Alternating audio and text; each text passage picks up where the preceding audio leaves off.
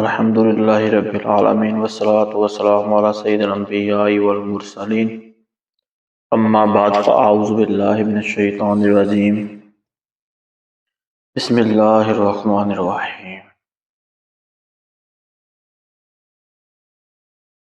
الحمد للہ رب العالمین والصلاة والسلام علی سید الانبیاء والمرسلین اما بعد فاعوذ باللہ من الشیطان الرجیم بسم اللہ الرحمن الرحیم اللہم صلی علی محمد وعلی آل محمد واصحابہ وبارک وسلم اللہم ربی زدنی علما اللہم انی اسألک علما نافعا۔ السلام علیکم ورحمۃ اللہ وبرکاتہ۔ آج کی کلاس میں ائمہ اربعہ فقہ کے جو 4 امام ہیں ان کے بارے میں ہم پڑھیں گے، اور ستہ کے جو امام ہیں، جو احادیث کی 6 کتب ہیں، ان کے جو امام ہیں جنہوں نے جمع کر کے ایک مرتب کی، ان کے بارے میں ہم کچھ آج پڑھیں گے۔ آپ سب لوگ توجہ سے سنیں اور اس کو اپنی ڈائریوں میں نوٹ کریں۔ سب سے پہلے ہم ذکر کرتے ہیں فقہ، جو فقہ کے 4 امام ہیں۔ سب سے پہلے فقہ کی تعریف کرتے ہیں، فقہ ہے کیا؟ فقہ اس عالم دین کو کہتے ہیں جو قرآن و احادیث سے مسائل کو سمجھے، اخذ کرے اور ان کا حکم بیان کرے، جو دلائل کی روشنی میں نئے مسائل کا شرعی حکم بھی نکال سکے۔ مثلا کون سے مسائل؟ حلال و حرام، عبادت، معاملات، نکاح، طلاق، خرید و فروخت، نماز، روزہ، حج، ان سب کے جو مسائل ہیں وہ قرآن و احادیث سے نکال سکے دلائل کی روشنی میں۔ فقہ شرعی احکام کرنے میں احکام کو قرآن پاک و احادیث کی روشنی میں صحیح طریقے سے مرتب کر سکے۔ مسائل نکالنا، ان کا حکم بیان کرنا، دلیل اور اصولوں کی روشنی میں فیصلہ دینا، یہ سب ایک فقہ کے جو عالم ہے یہ ان کا کام ہے۔ ان کی گہری نظر اور علم ان کا بہت وسیع ہوتا ہے، کافی ان کا مطالعہ ہوتا ہے قرآن پہ، احادیث پہ، سنت نبی صلی اللہ علیہ وآلہ وسلم پر۔ تو ان سب کی روشنی میں وہ عوام کے لیے یہ معاملات آسانی سے، جو بھی ان کے مسائل ہوتے ہیں وہ آسانی سے وہ نکال سکتے ہیں۔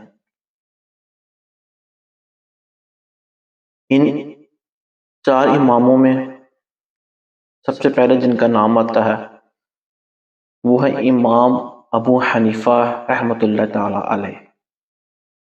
یہ پہلی صدی کے امام ہیں۔ سب سے پہلے انہوں نے امام جعفر صادق رضی اللہ تعالیٰ عنہ کی 2 سال صحبت حاصل کی، اور اصحابہ کرام کی سے بھی انہوں نے علم حاصل کیا۔ ان کا نام نعمان بن ثابت رضی اللہ تعالیٰ عنہ ہے۔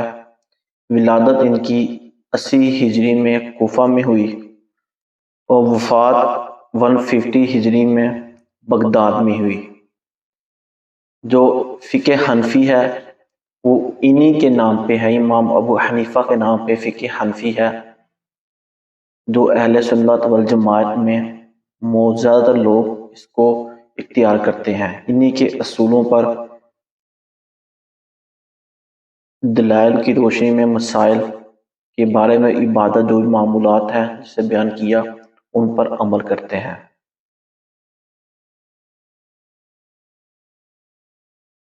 ان کے کافی شاگرد تھے، انہوں نے بھی فقہ کی تدوین اور اشاعت میں باقاعدہ کتابیں اور کافی مسائل مرتب کیے، غور و فکر کیا انہوں نے بھی، اور کافی مسائل عوام کے لیے انہوں نے حل کر کے کتابوں میں جمع کیے۔ اس کے بعد دوسرے امام آتے ہیں امام مالک رحمۃ اللہ تعالی علیہ۔ ان کا نام مالک بن انس رحمۃ اللہ تعالی علیہ ہے۔ ان کی ولادت 93 ہجری میں مدینہ منورہ میں ہوئی۔ آپ کی وفات 179 ہجری میں مدینہ میں ہی ہوئی۔ آپ امام ابو حنیفہ سے کے قریب زمانے کے ہیں۔ امام ابو حنیفہ رحمۃ اللہ تعالی علیہ کوفہ میں تھے، آپ مدینہ میں رہے۔ آپ کی فقہ پہ آپ کی جو دلائل ہیں، جو مسائل آپ نے نکالے، ان پر عمل کرنے والوں کو اہل سنت والجماعت کے جو لوگ ان کے دلائل پر عمل کرتے ہیں ان کو مالکی کہتے ہیں۔ جس طرح ہم حنفی ہیں، وہ فقہ مالکی ہیں۔ یہاں پہ ایک بات میں آپ کو عرض کرتا چلوں کہ چار امام ہیں، یہ چاروں حق پر ہیں۔ اہل سنت والجماعت میں یہ چاروں اماموں کو ہی فالو کیا جاتا ہے فقہ کے لیے۔ لیکن اب اس میں یہ ہے کہ جس نے جس طرح کا مسئلہ نکالا، وہ جس میں وہ انٹر فقہ کو فالو کر رہا ہے وہ اسی کو ہی فالو کرے گا۔ وہ یہ نہیں ہے کہ اگر فقہ حنفی میں کوئی مشکل ہے تو وہ فقہ مالکی میں چلے جائے، شافعی میں چلے جائے، حنبلی میں چلا جائے، نہیں۔ جو جس فقہ کو فالو کر رہا ہے وہ اسی کو ہی فالو کرتا رہے گا، بے شک آسانی ہو مسائل میں یا مشکلات ہوں، لیکن وہ دوسری فقہ میں نہیں جائے گا۔ یہ آسانی کے لیے کیوں چلا گیا اور مشکل ہوئی تو چھوڑ دیا، نہیں، اس سے نہیں ہوگا۔ یہ جس فقہ کو آپ فالو کر رہے ہیں اسی فقہ پہ رہیں۔ یہ چاروں حق پر ہے اور چاروں ہی رائج ہیں، لیکن صرف یہ ہے کہ جس فقہ کو آپ فالو کریں اسی کو آپ فالو کرتے رہیں۔ امام مالک رحمۃ اللہ تعالی علیہ آپ مدینہ میں زیادہ ٹائم رہے، تو مدینہ میں تو صحابہ کرام سے ان سے آپ نے جو کچھ حاصل کیا، علم حاصل کیا، صحبت کی، تو آپ نے اس کے مطابق مسائل کا حل نکالا۔ آپ مدینہ کے عمل کو حجت سمجھتے تھے، اسی لیے زیادہ تر صحابہ مدینہ میں تھے، تو آپ نے انہی صحابہ کرام کے علم لیا، انہی کے مطابق اپنے مسائل جو تھے قرآن و حدیث کی روشنی میں آپ نے مرتب کیے۔ آپ کی حدیث کی مشہور کتاب امام موطا، یہ تصنیف آپ کی ہے احادیث کی روشنی کے مشہور احادیث اس کتاب میں آپ نے درج کی۔ اور امام ابو حنیفہ اور امام مالک، ان دونوں کا زمانہ ملتا ہے، اس لیے مورخین لکھ کے مطابق امام مالک سے امام ابو حنیفہ نے مسائل پر گفتگو کی اور فائدہ حاصل کیا۔ مگر دونوں کی آپس میں ملاقات ہوئی اور مسائل پر، علمی مسائل پر انہوں نے آپس سے دوسرے ساتھ گفتگو کی۔ تیسرے امام امام شافعی رحمۃ اللہ تعالی علیہ ہیں، جن کا نام محمد بن ادریس الشافعی رحمۃ اللہ تعالی علیہ ہے۔ آپ کی ولادت 150 ہجری میں غزہ فلسطین میں ہوئی اور آپ کی وفات 204 ہجری میں مصر میں ہوئی۔ آپ کا جو امام ابو حنیفہ کی وصال تھا اور آپ کی ولادت ہوئی، اس لیے آپ کی ملاقات امام ابو حنیفہ سے نہیں ہو سکی، لیکن آپ کے شاگرد سے ملاقاتیں آپ کی ہوئیں۔ اور جو امام شافعی رحمۃ اللہ تعالیٰ علیہ کے مسلک کو فقہ میں جو فالو کرتے ہیں، پیروکار ہیں، ان کو فقہ میں ان کو شافعی کہا جاتا ہے۔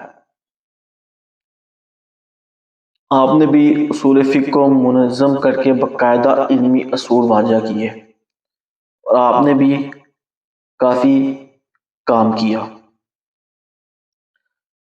امام ابو حنیفہ رحمۃ اللہ تعالیٰ علیہ کی صحبت تو ملاقات تو نہیں آپ سے ہو سکی کیونکہ ان کا وصال تھا اور آپ کی پیدائش تھی، لیکن امام شافعی نے خود امام مالک کے پاس مدینہ جا کر کئی سال شاگردی کی کہ آپ نے امام مالک کی صحبت ضرور حاصل کی، کیونکہ امام مالک کی جو وفات ہے وہ 179 ہے،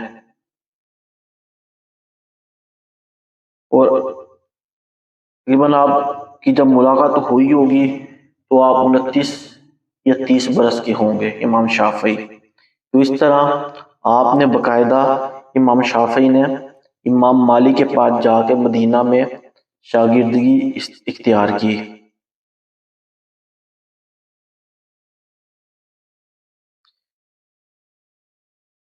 اس کے بعد جو چوتھے امام ہے فقہ کے وہ ہیں امام احمد بن حنبل رحمۃ اللہ تعالی علیہ۔ آپ کا نام احمد بن حنبل رحمۃ اللہ تعالی علیہ ہے۔ آپ کی ولادت 164 ہجری بغداد میں ہوئی، وہ وفات 241 ہجری بغداد میں ہوئی، اور جو آپ کی فقہ کو آپ کے اصولوں کو فالو کرتے ہیں ان کو فقہ حنبلی کہا جاتا ہے۔ امام ابو حنیفہ کے پیروکار ان کے مسائل کو جو فالو کرتے ہیں ان کو حنفی، امام مالک کے جو کرتے ہیں ان کو مالکی، امام شافعی رحمۃ اللہ تعالیٰ کو جو فالو کرتے ہیں وہ شافعی، اور جو امام احمد بن حنبل کو فالو کرتے ہیں وہ حنبلی کہلاتے ہیں۔ اہل سنت والجماعت میں یہ چاروں فقہ حق پر ہیں، یہ چاروں امام حق پر ہیں۔ جو بھی اہل سنت والجماعت میں داخل ہو جاتا ہے وہ ان چاروں اماموں میں سے کسی بھی امام کو فالو کر سکتا ہے۔ آپ نے بھی حدیث میں سب سے زیادہ مہارت، فقہ میں حدیث پر زیادہ انحصار کیا۔ آپ کی تصنیف مسند احمد بڑی حدیث کی کتابوں میں سے ہے۔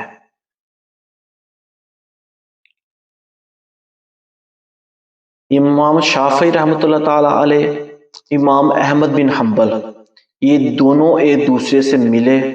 امام احمد امام شافعی کے بڑے احترام کرنے والے شاگرد تھے، مطلب امام احمد نے امام شافعی کی شاگردی اختیار کی۔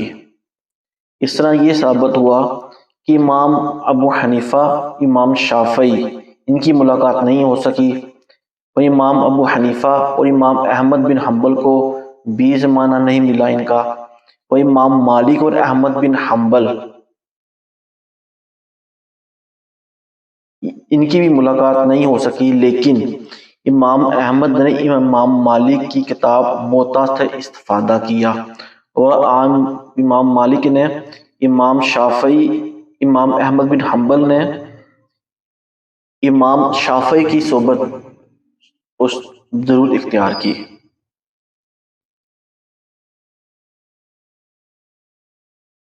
ان چاروں ائمہ میں محبت، احترام اور علمی تعاون تھا۔ سب کا مقصد ایک ہی تھا کہ قرآن و سنت کی صحیح طریقے سے پیروی، مسئلے کے اختلافات میں دشمنی نہیں بلکہ دلائل کی گہرائی ہے۔ آپس میں اختلافات ہیں مسئلے کے، وہ مسئلے تک اختلافات تھے لیکن دشمنی کوئی نہیں تھی۔ آپ چاروں ائمہ ایک دوسرے کا آپ نے احترام کیا، ایک دوسرے کی تصنیف سے فائدہ اٹھایا، ایک دوسرے کو بائی راستہ ملاقات ہو سکی وہ ہوئی، جن کی نہیں ہوئی انہوں نے ان کے شاگرد جو آگے تھے ان سے ملاقات کی اور ان سے استفادہ حاصل کیا۔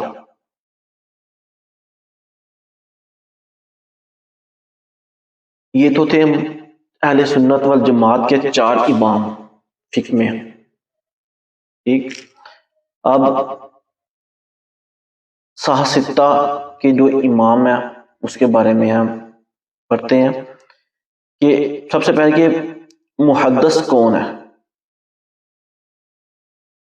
حدیث کے عالم کو محدث کہتے ہیں، کہ محدث عالم دین کو کہتے ہیں جو حدیث نبوی صلی اللہ علیہ وسلم کو سند، متن اور راویوں کے حالات سمیت محفوظ بیان اور پرکھنے میں خاص مہارت رکھے، جو صحیح اور ضعیف روایت میں فرق کر سکے۔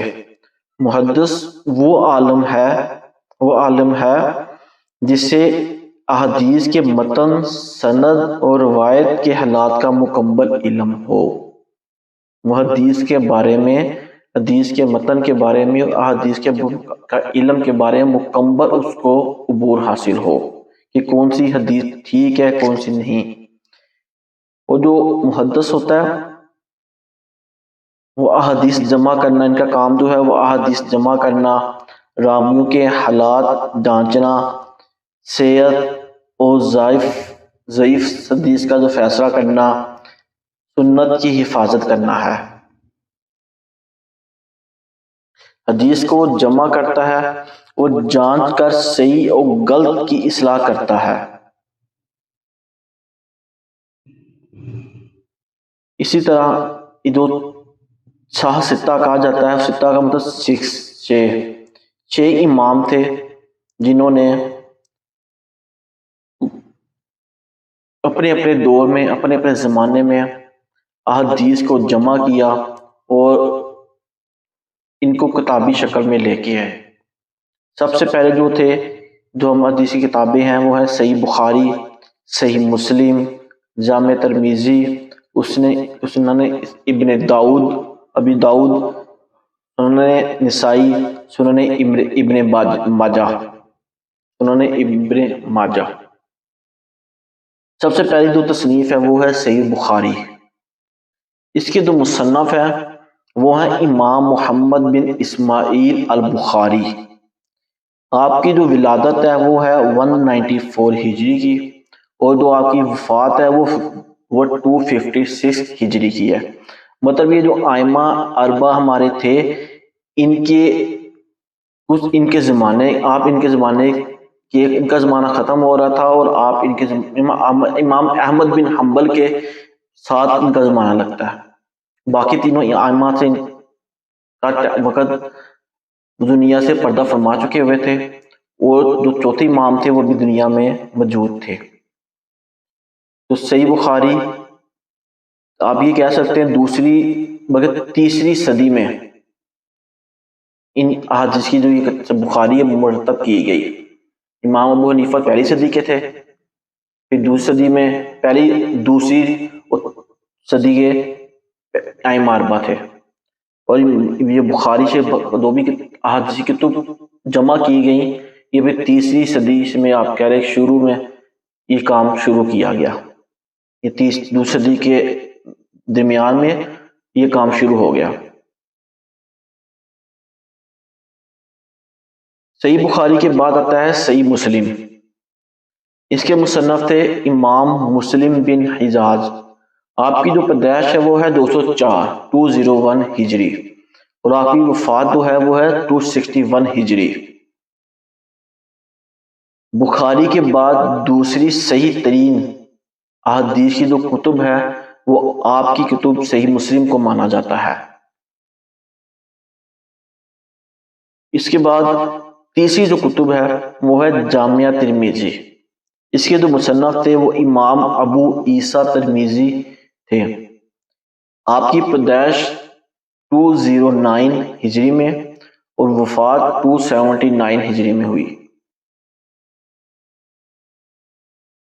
آپ نے بھی احادیث کو جمع کرنے میں راویوں کی کیفیت، فقہی اختلافات کا تذکرہ، احادیث کے درجے، جو حدیث کا معیار ہے اس کے مطابق آپ نے ساری کتب احادیث کو جمع کیا، اور اس کو آج ہم پڑھتے ہیں جامع ترمذی کے نام سے۔ جو چوتھے نمبر پہ ہے وہ ہے سنن ابی داؤد۔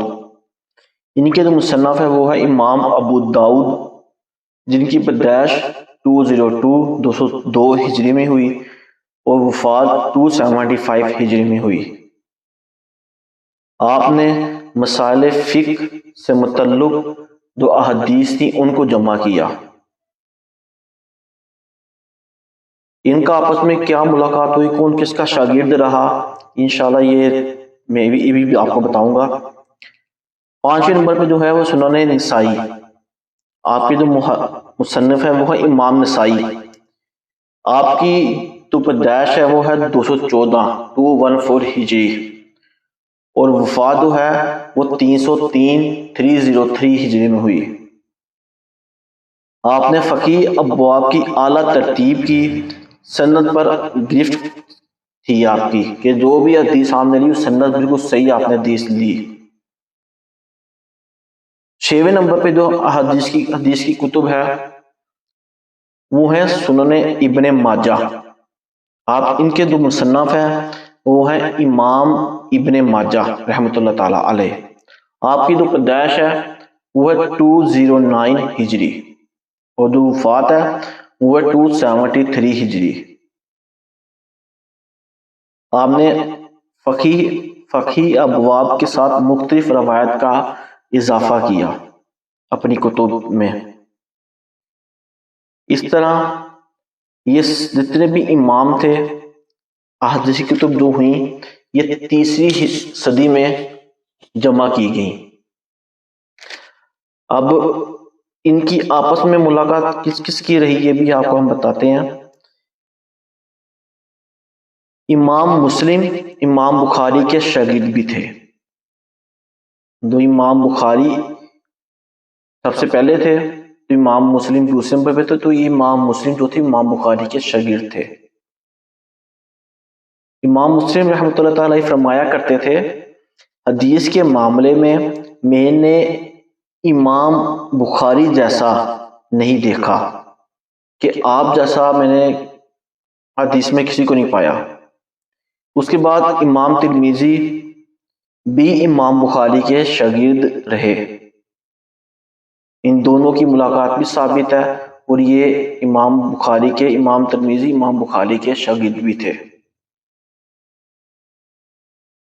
امام ترمذی اور امام مسلم ان دونوں کی بھی ملاقات ثابت ہے، امام ترمذی نے امام بخاری کی صحبت بھی حاصل کی ہے اور امام مسلم کی سے بھی ملاقات کی ہے۔ اب امام ابو داؤد اور امام احمد بن حنبل جو ائمہ اربعہ کے فقہ کے امام تھے، چوتھے امام تھے امام احمد بن حنبل، انہوں نے امام احمد سے امام ابو داؤد نے بھی حدیث لی، اور آپ نے امام احمد کی فقہ سے بھی بہت زیادہ استفادہ حاصل کیا۔ امام ابو داؤد نے امام احمد بن حنبل سے استفادہ حاصل کیا، اور آپ کی جو جمع کی ہوئی تھی حدیث تھی اس میں آپ نے بہت زیادہ فائدہ اٹھایا۔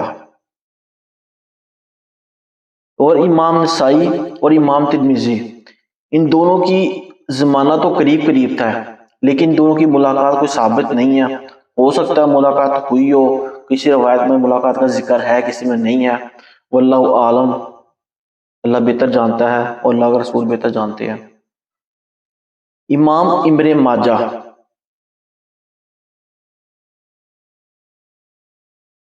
ان کی کسی بھی اپنے امام سے، جو بھی حدیث کے باقی امام تھے ان سے ملاقات کا ذکر کہیں ملتا ہے کہیں نہیں ملتا، حالانکہ ان کا زمانہ قریب تھا لیکن آپس میں ملاقات کا یا صحبت کا ذکر نہیں ملتا۔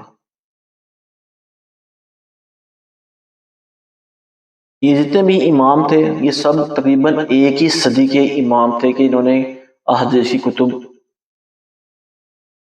تیار کی، سب تمام احادیث جن سے ان کو ملی انہوں نے اکٹھی کی۔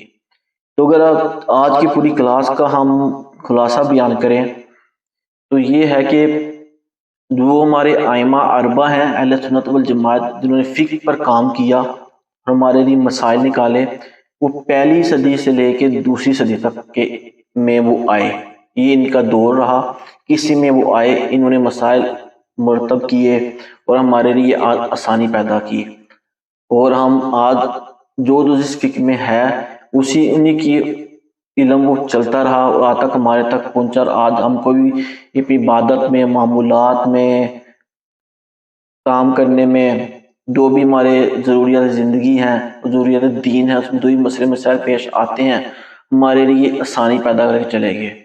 انہوں نے کیونکہ کئیوں کو اصحاب کرام صحبت بھی ملی، انہوں نے اپنی قرآن و حدیث کی روشنی میں اپنے مطالعے کے مطابق جو ٹھیک تھا وہ انہوں نے بیان کیا، اور آج ہمارے لیے آسانی پیدا کر گئے۔ اور جو احادیث کی کتب حدیث جمع کی گئی وہ دوسری اور تیسری صدی میں، دوسری صدی کہہ لیں آپ کہ انہوں نے دوسری تیسری صدی کے درمیان تک احادیث کی کتب جمع کی گئی۔ یہ ائمہ اربعہ کے بعد ہے۔ انہوں نے امام احمد بن حنبل سے کئیوں کی ملاقات ہوئی، کئیوں کی نہیں ہوئی، لیکن ایک دوسرے کے شاگردوں سے بھی انہوں نے استفادہ حاصل کیا۔ اور جو لوگ کہتے ہیں کہ آج آپ خود قرآن پاک کھول کے مطالعہ کر کے احادیث کا مطالعہ کر کے نکال لو، یہ بہت مشکل ہوگا، کیونکہ کچھ بھی نہیں 1300 سال کا عرصہ محیط ہے، اور 1300 سال میں لوگ انہی کی فقہ کو فالو کرتے آ رہے ہیں۔ جو بھی اہل سنت والجماعت سے جماعت میں داخل ہوا، انہوں نے ان 4 اماموں کی ہی فقہ کو، آپ اپنے ہم اولیاء کرام یا بزرگان دین کو دیکھیں گے، ان چاروں ہی اماموں کے میں سے کسی ایک امام کے پیروکار رہے کہ جو مسائل تھے انہی پہ اپنے مسائل اپنے حل کیے۔ اللہ تعالیٰ ان تمام اماموں کو کی درجات بلند فرمائے، جنہوں نے ہماری ثانی پیدا کی، ان کی تربت پر اللہ کرو رحمت نازل فرمائے، اور ہم آپ بھی ایک دفعہ سورہ فاتحہ 3 مرتبہ سورہ اخلاص اول آخر 3 مرتبہ درود شریف پڑھ کے ان تمام اماموں کو ہدیہ کریں کہ جو اللہ نے ان پر علم کے دروازے کھولے، اللہ تعالیٰ ان کے صدقے، ان کے وسیلے سے ہم پر بھی اپنی معرفت اور قرآن و احادیث و سنت کے جو علم ہے وہ ہم پر کھولے، اور ہم کو اس پر عمل کرنے کی توفیق عطا فرمائے۔ السلام علیکم ورحمۃ اللہ وبرکاتہ۔